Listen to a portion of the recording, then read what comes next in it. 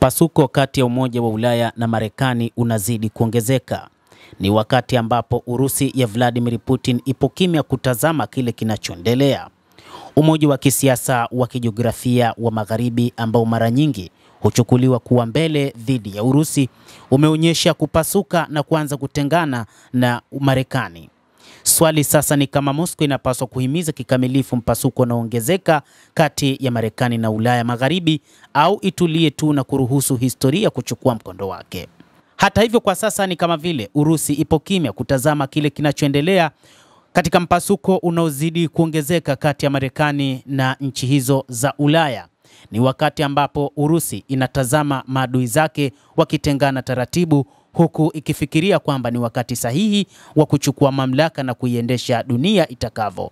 Ikumbukwe kwamba Urusi ikishirikiana na China zimechukua jukumu la kuhakikisha kwamba zinabadilisha mifumo ya ulimwengu badala ya kuwa ya watu fulani. Sasa mfumo wa ulimwengu uwe wa kila mmoja. Kwa sasa mataifa ya Umoja wa Ulaya yanatamani sana kukwepa kuwajibika kwa mzozo wa Ukraine.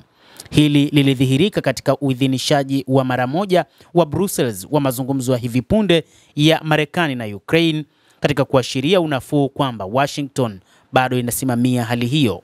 Viongozi wa Ulaya walikuwa na hofu kwamba utawala mpya wa Marekani chini ya Donald Trump unaweza kuwatwisha mzigo mzito na kuwalazimisha kuchukua jukumu la moja kwa moja la kukabiliana na Urusi. Jinamizi hilo angalau kwa sasa limeahirishwa, lakini pia lilikuwa ni gumu kwa nchi hizo za Magharibi wakitazama Urusi jinsi ilivyo na namna inavyowajibika wakati wa vita. Lakini je, mpasuko wa Marekani na Ulaya ni wa muda gani au utakuwa wa kudumu? Umoja wa pamoja wa Magharibi, neno linalotumiwa kuelezea Marekani na washirika wake wa Ulaya wanaofanya kazi kama kambi moja ya kijeshi na kisiasa, kamwe haikuwa na uhakika kabisa. Ilikuwa daima inategemea uongozi wa Marekani ambayo sasa inapitia mabadiliko makubwa ya ndani. Kurudi kwa Donald Trump kumeashiria mabadiliko makubwa katika fikra za kimkakati za Washington. Wakati Marekani inasalia kuwa nchi yenye jeshi na yenye nguvu zaidi kiuchumi katika muungano wa Magharibi, sasa inakabiliwa na mgogoro wa utambulisho. Wasomi watawala huko Washington wanajua ni lazima ifafanue upya jukumu lake katika ulimwengu ambapo utawala wake wa kimataifa unapingwa. Lakini kumekuwa na mtanziko kwa Moscow. Hili linazua swali, je, Marekani na Ulaya Magharibi zinaweza kuendelea kama mshikamano au zitatengana kwa mkakati, na je, mkakati huo wakati huu hauepukiki? Kwa Moscow hii ni zaidi ya mjadala wa kinadharia. Ikiwa umoja wa nchi za Magharibi ulikuwa jambo la muda tu, bidhaa ya mipango ya usalama ya baada ya vita vya kidunia vya pili na siasa za vita baridi, basi inafuata kwamba Urusi lazima izingatie ikiwa inahimiza mgawanyiko huu. Lakini wataalamu wa mambo wanaona kwamba mgawanyiko huu huenda ukawa ni wa miaka minne ya utawala wa Donald Trump, kutokana na ukweli kwamba Marekani imekuwa ni taifa la kubadilika kutokana na ujio wa marais ambao wanaingia madarakani. Ikumbukwe wakati wa utawala wa Rais Donald Trump wa awamu ya kwanza kulikuwa na mabadiliko fulani kutoka kwa Obama, lakini baada ya hapo akaingia Joe Biden ambaye alikuja na misimamo tofauti wa ushirika na mataifa ya Magharibi, lakini imekuwa tofauti sasa wakati wa utawala wa Donald Trump wa awamu yake ya pili. Mgogoro wa kisiasa wa Marekani na athari zake kwa Ulaya ni kwamba mgogoro huo wa ndani unazidi kuongezeka nchini Marekani. Ni mojawapo ya sababu kuu za Umoja wa Ulaya kulazimishwa kuingia katikati ya hali ya wasiwasi. Kwanza ni mtindo wa kiuchumi wa Marekani ambao uko chini ya mkazo kwa miongo kadhaa.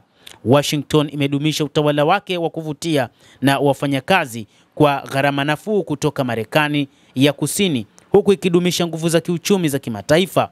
Lakini mzozo wa uhamiaji umekuwa na umegeuka kuwa suala la mlipuko wa kisiasa na upinzani unaokuwa dhidi ya uhamiaji unaodhibitiwa. Lakini pili ni mtindo wa zamani wa uliberali mamboleo na utandawazi unaovunjika. Mataifa mengi hayakubali tena amri inayoongozwa na Marekani ambayo inaweka uhusiano usio sawa na kiuchumi.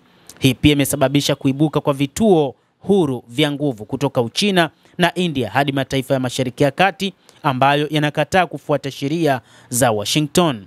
Hatimaye mzozo wa Ukraine umefichua mipaka ya mamlaka ya Marekani. Uwezo wa Urusi kuhimili shinikizo la miaka mitatu ya Magharibi kiuchumi, kijeshi na kidiplomasia umeilazimisha Washington kutafakari tena mkakati wake na kuona haja ya kushirikiana na Urusi na kumaliza vita hivyo. Sasa nchi za Magharibi zimeona hali ya mambo imekuwa tofauti na kwamba hawaiamini tena serikali ya Donald Trump, licha ya kwamba waliona labda Donald Trump ni mtu wa maneno, lakini wakati huu wanaona uhalisia wake. Hata hivyo, kuwaongezea ushuru wa 25% imekuwa moja kati ya mambo ambayo nchi hizo hazikuamini kile alichokitenda Trump, lakini ndio uhalisia wenyewe wa mambo, na huku kunasababisha kumeguka na kumomonyoka kwa mataifa ya Magharibi na urafiki wao dhidi ya Marekani. Marekani haijawahi kukumbana na mzozo wa moja kwa moja wa kisiasa na kijiografia na Uchina, na njia yake ya kuelekea Beijing inabaki kuwa moja ya ushiriki wa tahadhari. Lakini na Urusi sasa imekutana na adui aliyedhamiria ambaye anakataa kuinama. Kadhalika ni wakati ambapo mataifa hayo yanafikiria kuungana na China, ambayo kwa namna moja ama nyingine China imekuwa na tofauti kubwa katika masuala ya kiuchumi na kumekuwa na vita ya kiuchumi na Marekani, na hivyo mataifa haya yametafuta adui wa Marekani ambaye kwa sasa wanamuona ni kama ni Uchina. Lakini Trump amesema katika siku za hivi karibuni atakutana na rais wa China Bwana Xi Jinping kufanya mazungumzo ya juu ya namna ya kuendesha biashara zao katika mataifa yote mawili, ama kuondoa ushuru wa pande zote mbili, ama kufanya namna ya kuhakikisha kwamba wanakuwa salama katika masuala ya biashara. Mtazamaji, endelea kutufuatilia na una nafasi ya kulike, una nafasi ya kucomment na kusubscribe channel hii. Mimi ni Adam Hussein.